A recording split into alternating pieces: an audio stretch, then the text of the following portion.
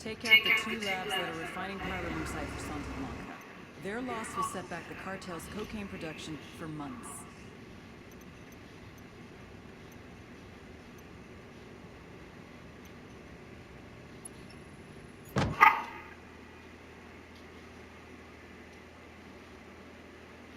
Like super quiet. Okay. And very soft spoken, and we'd be in the same house for days and wouldn't know each other were there. Isn't that something? Like, yeah.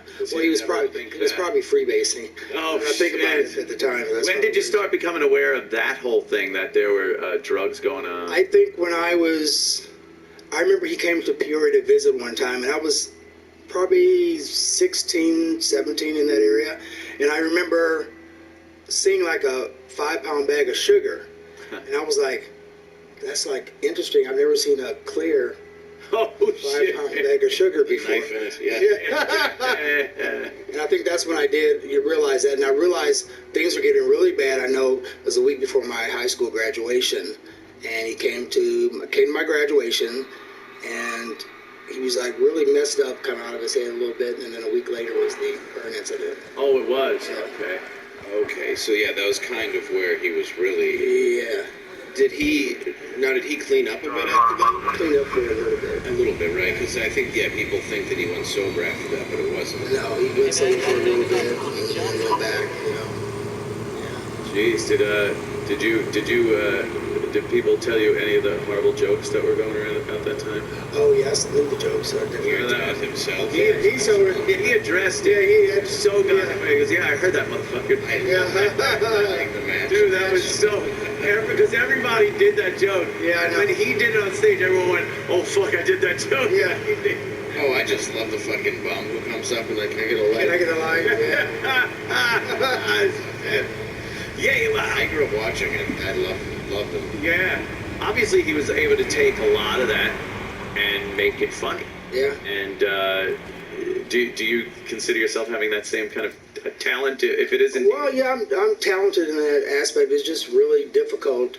I tried in the early 80s, and mid 80s. I tried doing stand up. There weren't many stand-ups around then.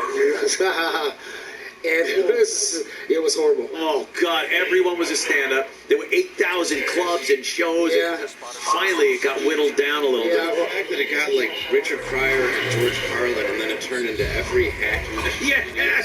Fucking melon smashing. Yeah. Yeah, and I worked at the Comedy Store, so I was always around it. Yeah, it was one thing I remember when I was working there in the art thing. I said I was bought some cocaine, and I was like, told Sam Kinnis, and I was like, here, I got a little coke, and he looked at it, and he was like, please put that away, because it was like not enough. It was a little. Yeah. So I ended up going to rehab, and I went to rehab, and I got out of rehab, and he said, welcome back, congratulations, and he gave me a Flipper Jack and an 8-ball. Oh my God! Oh shit! Another dick. You don't do that. Very much what you would expect, though, from somebody at that time. Yeah. At that time, Oh yeah. Do Especially. you think your substance abuse was a result of your upbringing like your dad's, or do you think you were just kind of part of the times? I think it was a little bit of both. I think, the things that you go through, you kind of self-medicate. Oh, yeah. And when you're in an atmosphere where everybody's doing it, you kind of fall. Yeah. Did you get a more blatant atmosphere than the Comedy Store in the fucking 80s? In the 80s. Oh. Yeah, it was. It was probably like, by law, they required you to have coke to get into that. So that was. Yeah, it was. Yeah. It was crazy. Crazy shit. So growing up around all that, you start doing some. How old were you when you say you started doing drugs?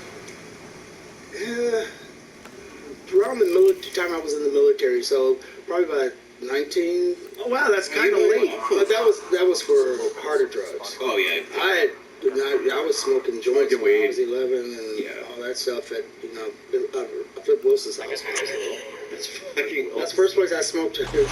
Really? Was Flip Wilson? Yeah. With him? No, it was with the kids, his kids, and I think it was Billy D. Williamson. We were all over there, and he had this big bowl on his table, and we looked at it and was like, oh, look at that, and there was a machine there, and it was a rolling machine. So we figured out how to do it. We rolled up some joints and smoked them. And we went crazy.